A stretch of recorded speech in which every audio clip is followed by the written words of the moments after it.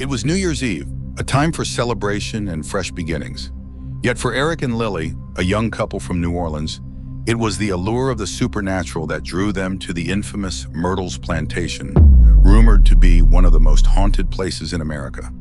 The plantation, with its crumbling buildings and eerie atmosphere, stood like a ghost itself amid the lush Louisiana countryside, a place steeped in dark history, surrounded by tales of restless spirits. As they arrived just before midnight, the moon hung high in the sky, casting a silver glow over the ancient oaks that adorned the property. Eric, armed with his camera and an insatiable curiosity, was determined to capture the essence of the paranormal that permeated the air. Lily was hesitant but intrigued, her heart racing with both excitement and fear as she felt the chill that seemed to cloak the place. The plantation was famous for its haunted tales, particularly that of a former slave named Chloe. According to legend, she was known to have poisoned the wife and two daughters of the plantation owner, only to meet a grisly fate herself at the hands of vengeful ghosts seeking justice. The locals spoke of her spirit wandering the dark halls, still searching for reprieve. Despite these ominous stories, the couple brushed aside their trepidation, eager for adventure. As the clock ticked closer to midnight, they decided to venture into the main house, an imposing structure standing sentinel in the black night. The front door creaked open as if welcoming them, an unsettling invitation that neither of them could refuse. Inside, the air was thick with dust, and the floorboards groaned beneath their weight. Shadows danced on the walls, flickering in the candlelight they had brought with them. "Let's try the parlor first," Lily suggested, nervously clutching Eric's arm. As they entered, an overwhelming sense of sorrow washed over Lily, mingling with the anticipation of the night. They set up their camera, hoping to capture something out of the ordinary, perhaps a spectral figure or an unexplained phenomenon. They made a toast to the new year with the remnants of their drinks, laughter ringing hollow in the haunted atmosphere. "Here's to new beginnings," Eric said, raising his glass, but Lily felt a twinge of dread. A cold breeze swept through the room, extinguishing their candlelight. The shadows deepened, and an unsettling silence fell around them. Suddenly, a soft sob echoed through the hallways, pulling them out of their reverie. Eric, trying to quell the fear creeping up his spine, reached for his camera, eager to document the occurrence.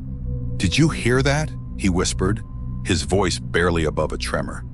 "Yes," Lily replied, her eyes wide. "It's coming from upstairs." Against their better judgment, they climbed the old staircase, the steps creaking under their weight. As they reached the second-floor landing, the sobs grew louder, accompanied by the unmistakable sound of footsteps. The air was thick with the scent of something acrid, resembling burnt sugar, a smell that sent a chill down Lily's spine. They followed the sounds down the dim corridor, their footsteps muffled by the dust-laden carpets. The sobs led them to a room at the end of the hall. As Eric pushed the door open, it groaned eerily, revealing a darkened room covered in a thick veil of dust. In the corner, they saw her, a figure shrouded in white, eyes glistening with unshed tears. The woman turned slowly, her features hidden in shadow. "Why have you come?" she whispered, her voice a haunting melody that sent shivers coursing through Lily's body. Eric aimed his camera, capturing the scene, but the flash revealed something unsettling. The woman's face twisted in anguish, her mouth opening wide in a silent scream. The once perceptible boundaries between their world and the beyond began to blur. The shadows morphed into shapes, almost alive, writhing in agony. Lily's heart raced. "We need to leave!" she exclaimed, grabbing Eric's arm. But as they turned, the door slammed shut, the sound reverberating through the room. An oppressive force pushed down on them, and the temperature dropped even further. The sobbing intensified, now mingled with anguished cries.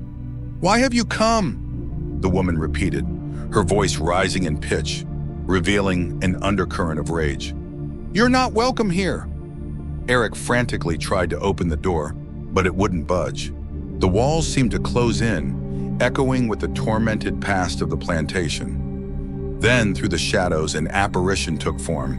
Chloe, her eyes burning with anger, framed by the lingering traumas of her past. She pointed an accusatory finger at them, her face a mixture of fury and despair. They stumbled back, fear gripping them, as the room began to swirl with a whirlwind of whispers, each fragment of a soul bound forever to the plantation. "Leave this place! You don't belong!" the voices cried, a cacophony drowning out their screams. In the chaos, Eric felt a sudden surge of defiance. "We're not here to hurt anyone," he shouted, his voice barely cutting through the turmoil. "We just wanted to understand." The room fell eerily silent, and for a moment all they could hear was their own breathing. The figures began to hover toward the periphery of their vision, lost souls yearning to break free. "Understanding comes at a price," Chloe whispered in the dark. Shadows flickered around them, and the oppressive weight of the past seemed to tighten its grip. With every ounce of strength, Lily slammed her palm against the door. "Please, we don't want to disturb you any more than we already have." Her mind raced, trying to connect to the pain that resonated within the room. In that moment, Eric found the courage to speak again. "Help us! Just tell us how we can make this better," he implored, his eyes darting to the disembodied shadows that writhed like a storm. As if considering their plea, the spirits stilled, and a calming energy enveloped the room. The once anguished face of Chloe softened for a fleeting moment. "You cannot return. Yet, you must witness it first." Suddenly, the door burst open, and a blinding light flooded the space. The couple stumbled backward, falling into the corridor, where the air felt lighter. The cries faded into a distant echo. They scrambled up and ran down the staircase, the spirits watching silently as they fled. Outside, the night air was crisp and refreshingly cool. They took deep breaths, adrenaline coursing through their veins. As they reached the car, the sound of laughter filled the air, faint but distinctive, echoing from the garden, where fireflies flickered like lost souls. They turned to look back, but the plantation loomed eerily silent. "Do you think we were dreaming?" Lily asked, her voice trembling. Eric shook his head, his camera still clenched tight in his grip. "No, we weren't.